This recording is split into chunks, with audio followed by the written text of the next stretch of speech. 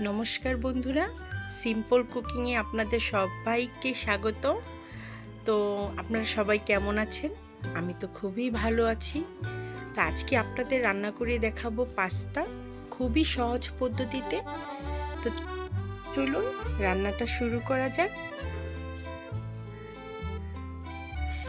তো আমি একটা কড়াইতে জল নিয়ে নিয়েছি, এর মধ্যে 2 কাপ পরিমাণে আমি পাস্তা নিয়েছি। আমি 2 ধরনের নিয়েছি, আপনারা আপনাদের পছন্দ অনুযায়ী পাস্তা নেবেন। এখন একটু নেড়ে দেব।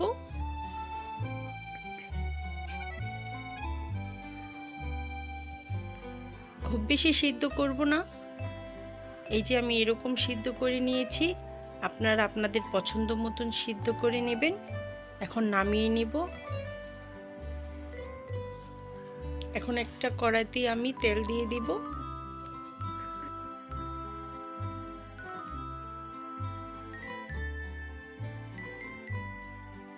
এখন আমি পেঁয়াজ কুচি দিয়ে দেব।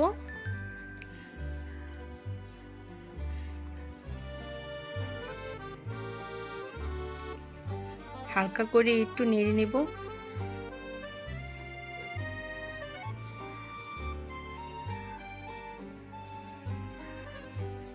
এখন আমি আলু গাজর আগে থেকে কেটে রেখেছি, সেটা দিয়ে দেব।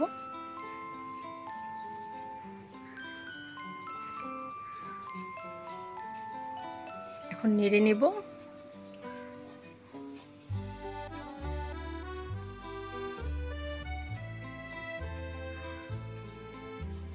এখন আমি কাঁচামরিচ কুচি দিয়ে দেব।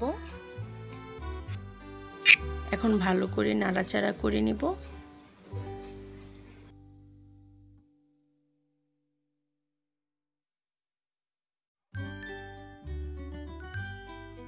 এখন স্বাদ মতন লবণ দিয়ে দেব।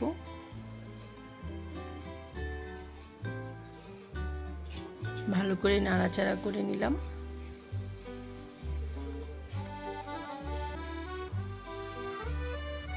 এখানে আমি সামান্য পরিমাণে হলুদ দিয়েছি, শুধুমাত্র কালারের জন্য, আপনাদের ইচ্ছে হলে দিবেন।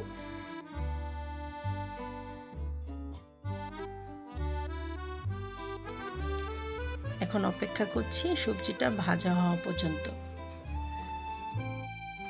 আমার সবজিটা এখানে ভাজা হয়ে গিয়েছে। এখন আমি এর মধ্যে দিয়ে দেব মাঝারো সাইজের কেটে রাখা টমেটো কুচি। টমেটো কুচিটা এখন আমি দিয়ে দিলাম।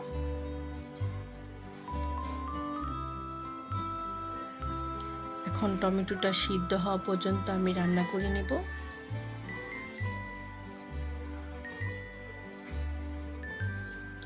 আর আমার ভিডিওটি যদি আপনাদের কাছে ভালো লাগে তাহলে আমাকে কমেন্ট করে জানাবেন। আমার টমেটোটা সিদ্ধ হয়ে গিয়েছে। এখন আমি এর মধ্যে দিয়ে দিব একটি ডিম। আপনারা আপনাদের পছন্দ অনুযায়ী ডিমটা দিবেন। আমি অল্প করে রান্না করছি, এর জন্য একটি ডিমই দিলাম। সামান্য পরিমাণে লবণ দিয়ে এখন ভালো করে রান্নাটা করে নেব। আমার সবজিটা ভালো করে রান্না হয়ে গিয়েছে। এখন আমি এর মধ্যে দিয়ে দেব সিদ্ধ করা পাস্তা।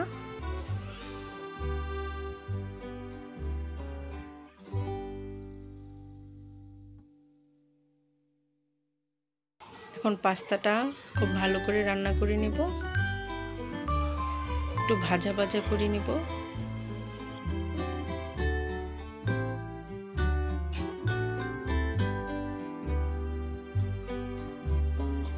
পাস্তাটা ভাজা ভাজা হলে আমি ধনেপাতা কুচি দিয়ে পাস্তাটা নামিয়ে ফেলবো।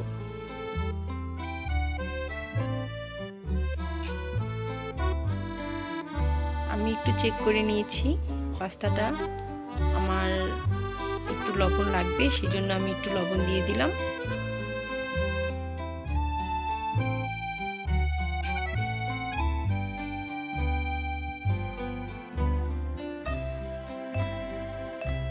আমার পাস্তাটা খুব সুন্দর রান্না হয়ে গিয়েছে।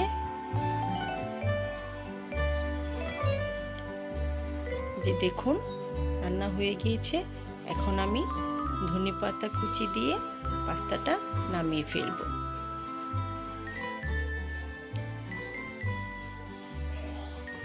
এটা খুবই অপশনাল, আপনাদের পছন্দ হলে দিবেন।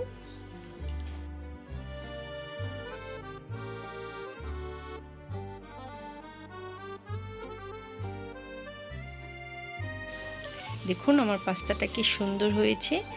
বাচ্চারা তো খুবই পছন্দ করে। এরকমভাবে রান্না করে বাসায় আপনারা ট্রাই করবেন আর আমাকে কমেন্ট করে জানাবেন। তো আমার ভিডিওটি যদি আপনাদের কাছে ভালো লাগে তাহলে লাইক, কমেন্ট এবং শেয়ার, সাবস্ক্রাইব করবেন আর পাশে থাকা বেল আইকনকে ক্লিক করে রাখবেন। তাহলে আমি কোনো নতুন ভিডিও দিলে আপনাদের কাছে পৌঁছে যাবে। ধন্যবাদ, সবাই ভালো থাকবেন।